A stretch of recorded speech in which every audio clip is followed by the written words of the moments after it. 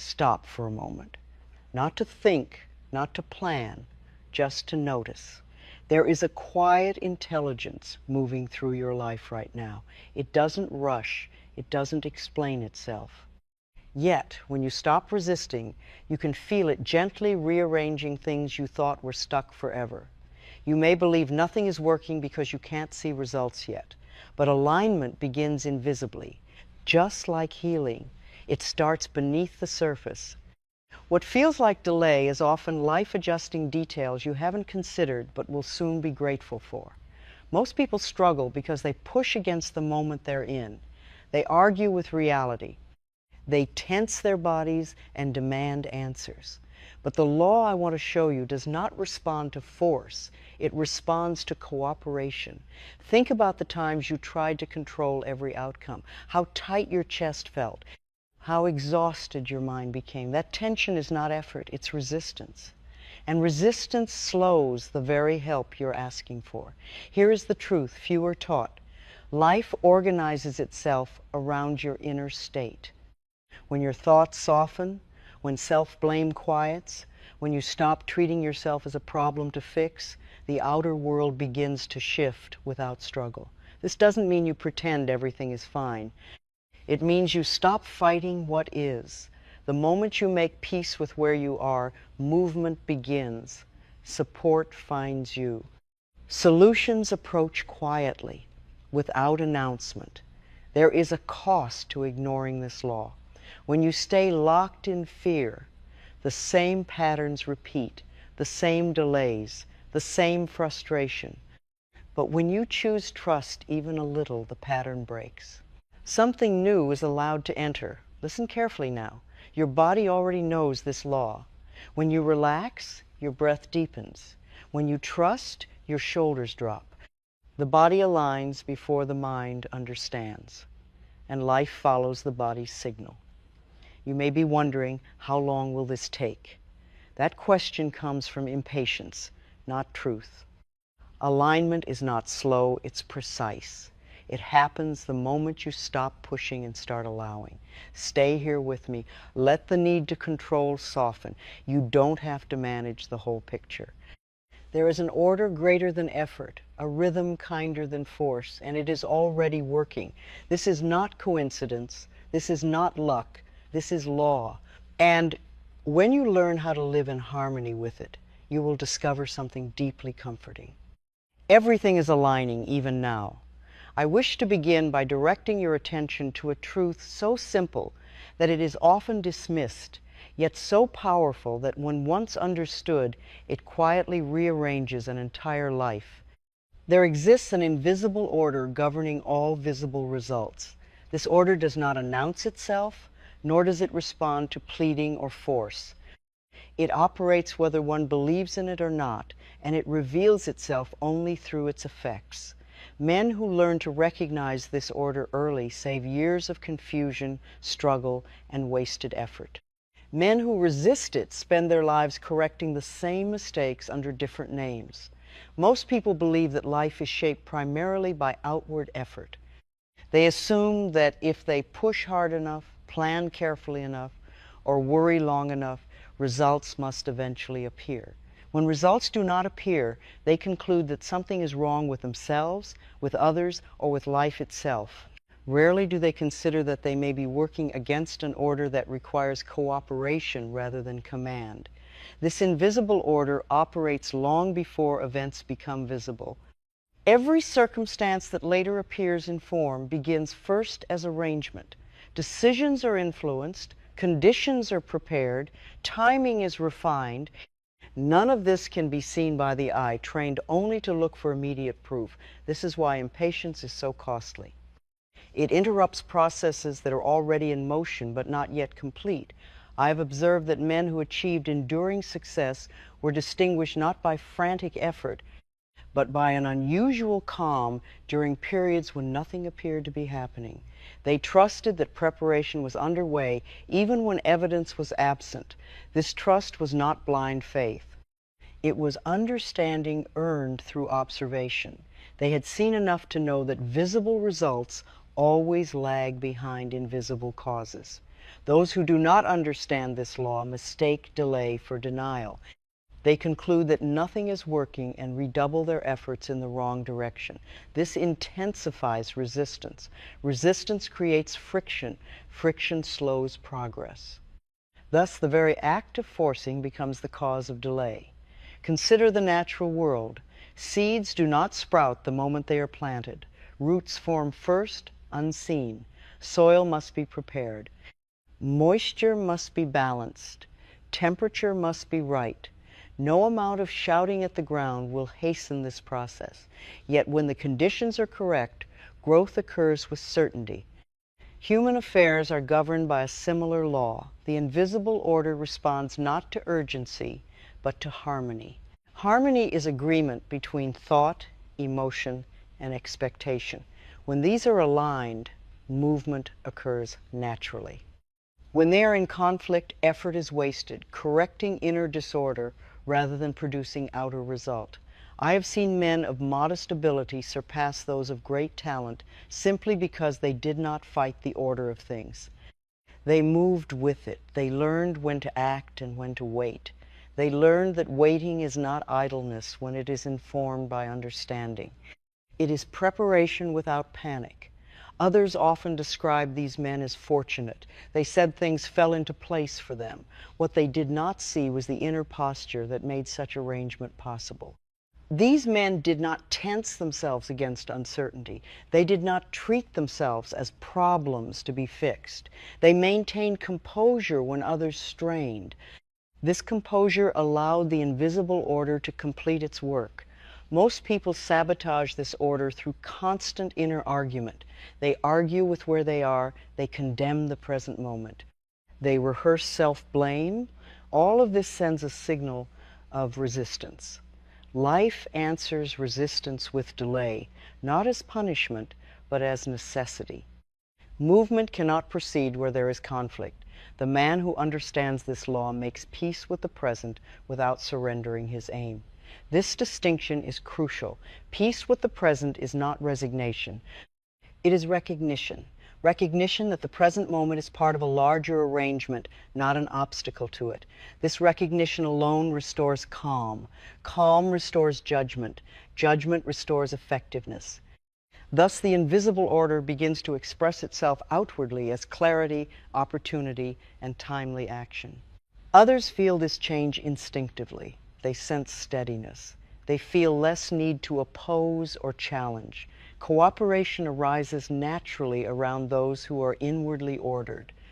Doors open not because they are demanded, but because resistance has been removed. This is how years are saved.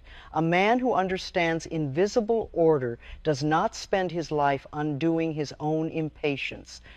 He does not exhaust himself emotionally while waiting for proof.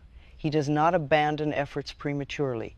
Over 10 years, this saves enormous energy. Over 20, it preserves health and confidence. Over 30, it determines whether life feels hostile or supportive. There is also great comfort in this understanding. When one realizes that life is not chaotic, but ordered, fear loses its authority. Fear thrives on uncertainty. Understanding dissolves it. One no longer feels abandoned during delay. One feels held within process. This law does not require belief to operate. It requires only that one stop interfering with it. Interference comes through resistance, self-condemnation, and urgency. Cooperation comes through calm expectancy and intelligent patience. Here is an affirmation that acknowledges this law without attempting to control it. There is an order working in my life, and I allow it to complete its work. Spoken calmly, this statement does not demand results. It removes obstruction. The subconscious mind responds by relaxing its grip. When the grip relaxes, movement resumes. As this practice continues, life begins to feel less like a battle and more like a sequence. Events connect, assistance appears where it is needed. Timing improves. None of this feels dramatic. It feels natural. That is how you know the law is being honored. The greatest tragedy is not that people fail, but that they struggle against a law designed to assist them. Once the struggle ends, assistance begins. This invisible order is always present. It does not need to be summoned, it needs to be trusted. When it is trusted, things do not merely happen, they fall into place. This is the first understanding. Without it, nothing else endures. With it, effort becomes lighter, waiting becomes purposeful, and life begins to reveal its quiet intelligence. And this is how the spiritual law first makes itself known, not through force, but through order recognized and allowed. I wish now to speak of the second understanding, for once a person recognizes that an invisible order exists, the next question naturally arises. How does one move in harmony with it rather than against it? The answer is found in a principle so simple that it is often ignored, yet so powerful that when practiced, it accelerates progress without strain. This principle is cooperation with life, and it is the force that turns unseen order into visible result. Most people are taught, directly or indirectly, that success is achieved through domination. They believe they must conquer circumstance, overpower difficulty, and bend life to their will. This belief produces effort, but it also produces friction. Friction consumes time. The man who spends his life forcing outcomes spends much of it repairing damage caused by force itself. Cooperation, by contrast, appears passive to the uninformed eye. Yet it is anything but passive. Cooperation is intelligent alignment with conditions as they are, rather than as one demands them to be. It is the decision to work with reality instead of arguing with it. This decision alone restores enormous power to the individual. I have observed that men who achieved much with apparent ease were not less ambitious than others. They were more discerning. They knew when effort was required and when restraint was wiser. They understood that pushing at the wrong moment does not hasten success, it postpones it. Consider the man who feels compelled to act simply because he is uncomfortable waiting. His action is driven by anxiety, not clarity. Such action often produces confusion, opposition, or reversal. He then must spend additional time correcting what haste created. Over 10 years, this pattern consumes countless hours of life. Now consider the man who cooperates with life's timing. He does not confuse stillness with stagnation. He remains attentive, observant, and prepared, but he does not interfere prematurely. When action is required, he acts decisively. When waiting is required, he waits without inner argument. This balance preserves energy and sharpens judgment. Others sense this cooperation immediately. They feel that such a man is not pushing against them. They feel no pressure in his presence. As a result, they offer assistance freely. Cooperation begets cooperation. Resistance begets resistance. This is a law as reliable as gravity. Many people misunderstand cooperation because they associate it with surrender. Surrender implies giving up aim. Cooperation implies trusting process. The aim remains intact, only the method changes. Instead of force, one employs allowance. Instead of strain, one employs alignment. The body reveals this law before the mind understands it. When a person stops resisting, the breath deepens, the shoulders drop, the muscles release. These physical signals are not accidental. They indicate that inner conflict has ceased. When conflict ceases, intelligence can operate without obstruction. Men of enduring success learned to listen to these signals. They paid attention to tension as a warning, not a badge of honor. They recognized that constant strain was evidence of misalignment. Rather than glorifying effort, they corrected direction. This is why cooperation saves years of life. A man who cooperates does not exhaust himself fighting conditions that cannot yet change. He conserves strength for moments when action will be effective. Over 20 years, this conservation preserves health. Over 30, it preserves usefulness. Others often describe such men as fortunate. They said opportunity seemed to come to them. What they did not see was the absence of resistance. Opportunity avoids conflict. It moves toward receptivity. Cooperation creates receptivity. Resistance, on the other hand, narrows perception. A resisting mind sees only obstacles. A cooperative mind sees alternatives. This difference determines whether one feels trapped or guided. I have known men who failed repeatedly, not because they lacked ability, but because they refused to cooperate with the stage they were in. They attempted to skip preparation. They resented obscurity. They rushed development. Life answered by delaying them further. When these same men learn to cooperate by learning, refining, observing, and weighting their progress, accelerated naturally, what they once tried to force arrived without struggle. Timing corrected itself. This is why the spiritual law does not respond to demand. Demand implies distrust. Distrust interrupts cooperation. Life answers trust with movement, because trust removes interference. Here is an affirmation that establishes this posture of cooperation. I move with life, and life moves with me. Spoken calmly, these words do not command. They align. The subconscious mind responds by releasing tension and restoring rhythm. Rhythm is the language life understands best. As this practice becomes habitual, you will notice that decisions feel clearer. You act with greater certainty and less doubt. You no longer feel compelled to justify timing. You trust sequence. Others feel this trust and respond accordingly. Many people fear that if they stop pushing, nothing will happen. In truth, the opposite is often the case. When pushing stops, movement begins. The energy once spent resisting becomes available for creation. This is how things begin to fall into place. Not because effort has increased, but because friction has decreased. Friction is the hidden cost of force. Cooperation removes it. When cooperation becomes your habitual posture, life ceases to feel adversarial. It feels responsive. You are no longer wrestling with events. You are participating in them. This understanding alone can save decades of life.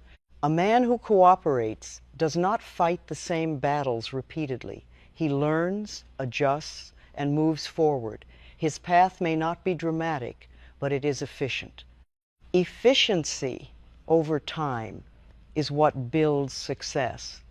This is the second great truth. The invisible order moves fastest when met with cooperation. Learn this, practice it, and you will discover that life no longer resists you because you have stopped resisting it. And when resistance ends, alignment begins. I wish now to speak of the third understanding, for this is where cooperation matures into something deeper and more decisive.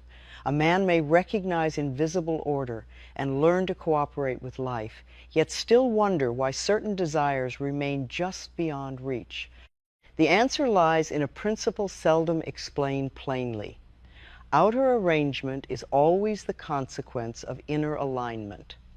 Life does not respond first to effort, nor even to intention. It responds to the state from which intention arises. Inner alignment is not enthusiasm, it is agreement. Agreement between what one thinks, what one feels, and what one expects. When these are in harmony, action flows without strain, and results assemble with surprising accuracy. When they are divided, effort scatters and outcomes arrive distorted or delayed. Most people live in quiet contradiction. They speak of trust while rehearsing fear. They declare confidence while expecting disappointment. They plan for success while emotionally bracing for failure. This contradiction sends mixed instruction to life. Mixed instruction produces mixed results. I have observed that men who achieved clarity of outcome did so only after achieving clarity within. They were not free of doubt, but they were no longer divided by it. They allowed doubt to exist without granting it authority. Their dominant state was one of agreement rather than conflict. Consider the man who desires advancement but secretly believes he is undeserving. His actions may appear correct, but his expectation undermines them. He hesitates at critical moments. He diminishes his own value in conversation. Others sense this immediately. Opportunity passes, not because it is withheld, but because it is not recognized as welcome. Now consider the man whose inner state is aligned. He does not demand success, but he expects usefulness. He does not force recognition, but he assumes contribution will be received. His posture is calm, his voice is steady. Others feel coherence in him. They respond with trust. Trust invites responsibility. Responsibility brings advancement. This alignment does not occur through affirmation alone. It occurs through settled belief. Settled belief is not loud. It is quiet. It does not argue with opposing thought. It simply remains present until opposition weakens through lack of attention. Many people mistake inner alignment for emotional positivity. This error leads them to suppress doubt rather than resolve division. Suppression creates strain.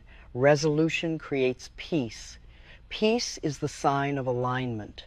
The body reveals alignment before the mind can explain it.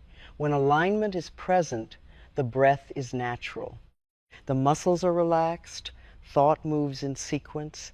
When alignment is absent, tension appears without clear cause.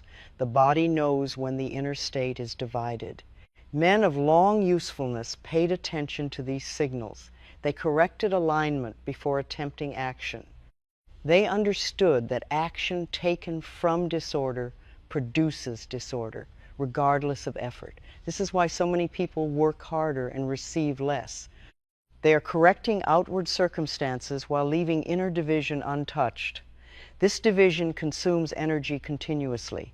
Over 10 years, it exhausts ambition. Over 20, it hardens into discouragement. Over 30, it becomes resignation. Alignment restores efficiency. A man in alignment does not need to force himself. He does not need constant reassurance. He moves forward with fewer corrections. Each step builds upon the last. This continuity saves years of life. Others observe alignment as confidence, but it is more accurate to call it congruence. What is spoken matches what is expected. What is expected matches what is acted upon. This congruence feels trustworthy. People respond to it instinctively. Alignment also dissolves unnecessary struggle. When inner agreement exists, external opposition diminishes. This does not mean difficulty disappears. It means difficulty is met without fragmentation. Problems are addressed one at a time instead of all at once. I have known men who spent decades pursuing goals that never settled because their inner state never stabilized. When they finally learned to align expectation with intention, progress accelerated rapidly. What had been delayed for years resolved within months. Not because life changed, but because instruction became clear. This is how time is saved. Misalignment causes repetition. Repetition without learning wastes life. Alignment allows learning to complete. Completion moves one forward. Here is an affirmation that encourages alignment without strain. My thoughts, feelings, and expectations move in agreement.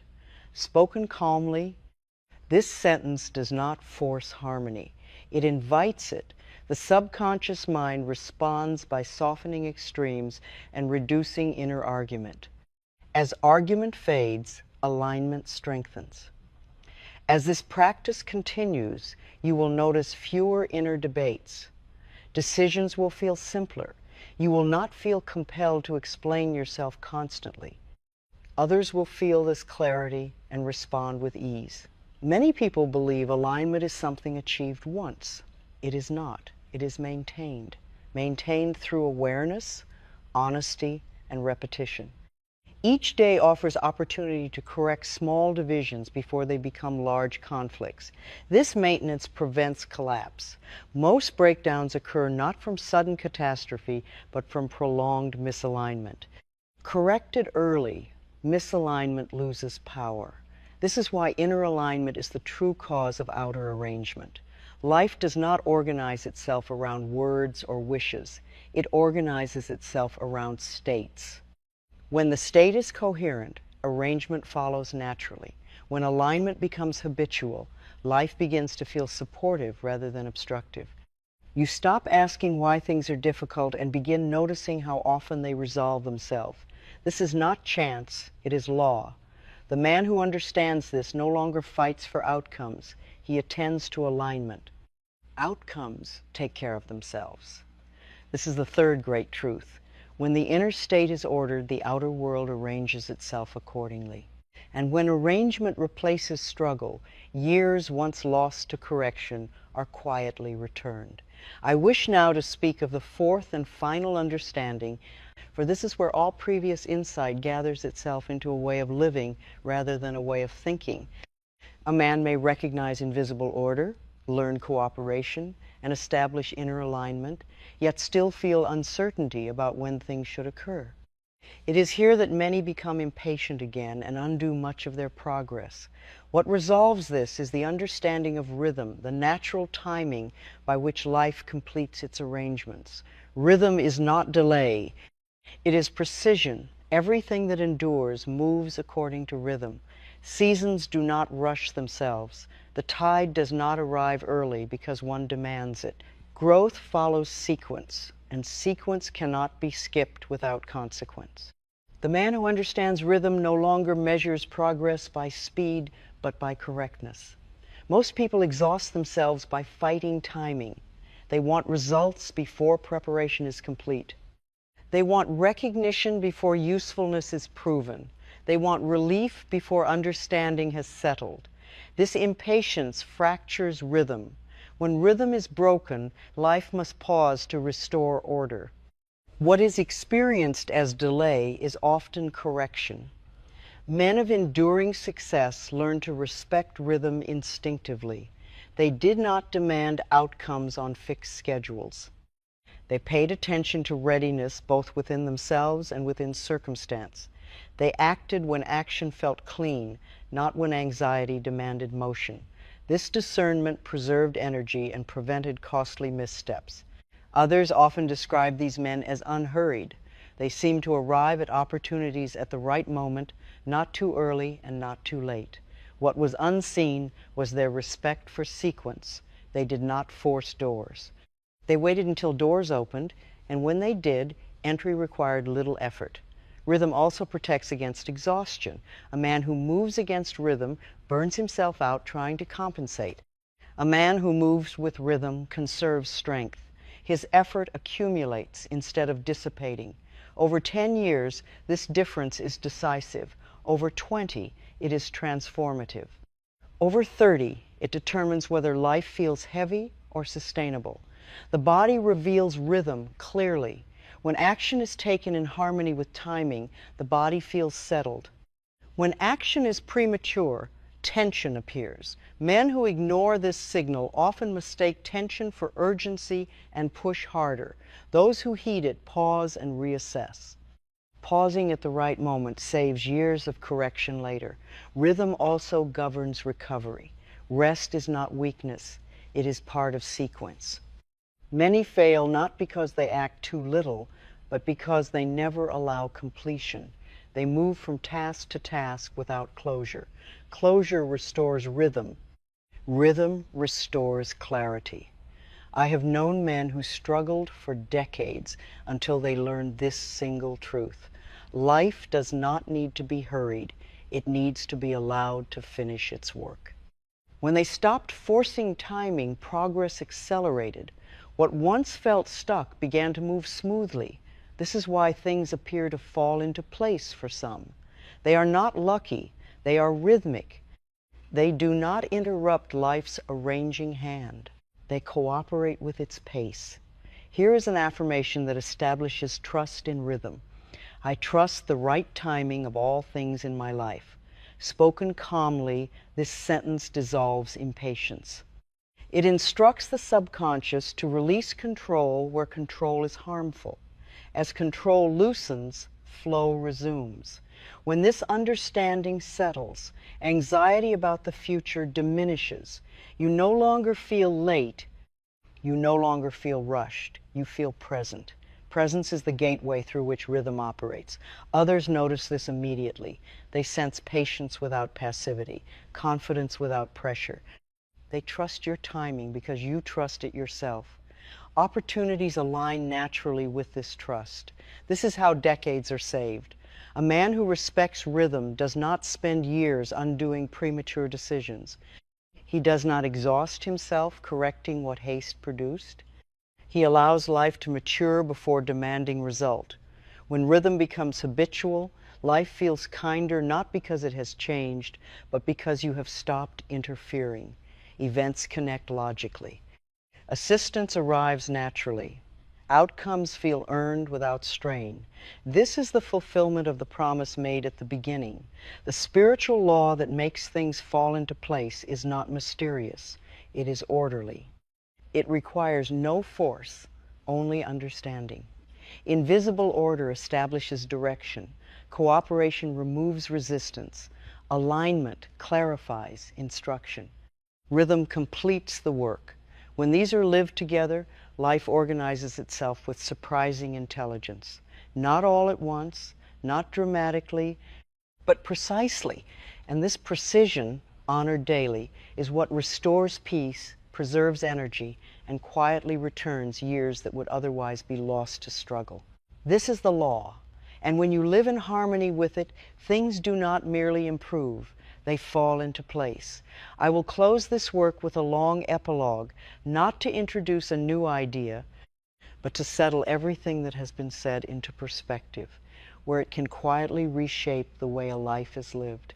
What follows is not meant to instruct further, but to explain why this law, once understood, saves not merely effort, but years of life itself.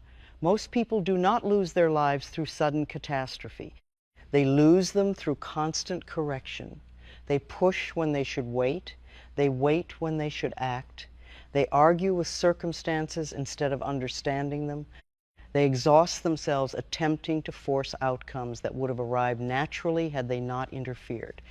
When they look back, they do not see one great failure. They see a long trail of unnecessary strain. The spiritual law you have just encountered does not remove responsibility. It removes waste. Waste of emotion, waste of thought, waste of effort, waste of time. These are the true thieves of life, and they work quietly, day after day, until decades have passed. Consider how many years are lost to impatience alone. A man becomes uneasy when results do not appear quickly. He questions himself, he questions others, he questions life. In doing so, he fractures inner alignment. That fracture produces tension. Tension clouds judgment. Clouded judgment produces error. Error demands correction. Correction consumes time. The cycle repeats. Now consider the man who understands order, cooperation, alignment, and rhythm. He does not demand speed. He demands correctness. He does not panic during silence. He listens. He does not condemn delay. He uses it. Because he does not interfere, life does not need to correct him. Progress, though quiet, is continuous. This difference alone saves 10 years of life. Add to this the years lost to emotional resistance. How many days are spent resenting what is rather than working with it? How many nights are spent rehearsing frustration, replaying conversations, imagining different outcomes? This emotional friction drains vitality without producing value. It leaves the body tired and the mind dull. The man who lives in harmony with this law does not carry such friction. He feels disappointment, but he does not rehearse it. He experiences difficulty, but he does not identify with it. Because he does not argue with life, life does not argue back. Energy is preserved. Health is protected. Clarity remains. This difference saves 20 years of life. Then consider the years lost to misalignment, saying one thing, expecting another, and fearing a third. This division splits effort, A divided mind cannot build steadily. It starts, stops, doubts, resumes, and corrects endlessly. Many people spend entire lives in motion without direction, mistaking activity for progress. The man who aligns inwardly moves less but arrives more often. His actions accumulate instead of cancel. His reputation stabilizes. His confidence deepens. His path becomes clearer, not because it is easy, but because it is coherent. This difference saves 30 years of life. When these savings combine, something remarkable happens. Life no longer feels rushed. The future no longer feels threatening. The present no longer feels like an obstacle to escape. One begins to feel carried rather than chased. This is not illusion. It is the natural consequence of no longer fighting a law designed to assist. Many people misunderstand spiritual law as something mystical or distant. In truth, it is practical. It governs timing, energy, cooperation, and sequence. It rewards those who understand it and delays those who resist it, not as punishment, but as protection. Protection from premature action, protection from exhaustion, protection from irreversible error. When you look at the lives of men and women who seem to arrive at the right place at the right time again and again, you will see this law at work. They did not arrive by chance. They arrived by rhythm. They did not dominate life. They cooperated with it. They did not strain for certainty. They trusted order. Others describe them as calm, grounded, or wise. These descriptions were not compliments of personality. They were observations of alignment. Aligned people feel safe to others. Safety invites opportunity. This is why things appear to fall into place around such individuals. The pieces were always capable of fitting. Resistance was the only thing preventing it. If there is one habit that must be unlearned for this law to operate fully, it is the habit of treating yourself as a problem to fix. Self-condemnation is resistance turned inward. It disrupts alignment and delays resolution. When self-blame quiets, cooperation begins. You may notice that when you stop fighting yourself, life stops fighting you. This is not coincidence. The body understands this law instinctively. When you relax, the breath deepens. When you trust, the shoulders drop. When you stop forcing, the nervous system settles. These physical responses are confirmations that alignment has returned. Life follows the body's signal before the mind can explain it. This is why peace often arrives before answers. Peace is not the reward for resolution. It is the condition that allows resolution to occur. At some point, if you live by this law long enough, you will stop asking whether things are working. That question belongs to resistance. You will notice instead that things are connecting, responding, and unfolding with less effort than before. The absence of struggle will become more noticeable than the presence of success. You will also notice that even when difficulties arise, and they will, you meet them differently. You do not panic, you do not rush, you do not collapse inwardly. You adjust. Adjustment is the signature of mastery. Life does not demand perfection. It demands harmony. When harmony becomes habitual, life organizes itself naturally. Not always quickly, always precisely. This is why the law cannot be rushed. It must be respected. When respected, it returns that respect in the form of timing that feels right, outcomes that feel earned, and peace that does not depend on circumstance. If you remember nothing else, remember this. Struggle is not proof of effort. It is proof of resistance. Ease is not proof of laziness. It is proof of alignment. The spiritual law that makes things fall into place is not outside you. It moves through you the moment you stop interfering. When you honor order, cooperate with life, align inwardly, and trust rhythm, you do not need to manage the whole picture. Life completes it for you, and in doing so, it quietly gives you back what no success can replace: time, lived with clarity, energy preserved, and peace intact. That is the true reward of this law. I will offer one final epilogue, not as repetition, but as deepening, for some truths require more than one resting place in the mind before they are fully lived. What follows is meant to help you recognize this law in motion, so that you no longer wonder whether it is working, but instead notice how often it already has.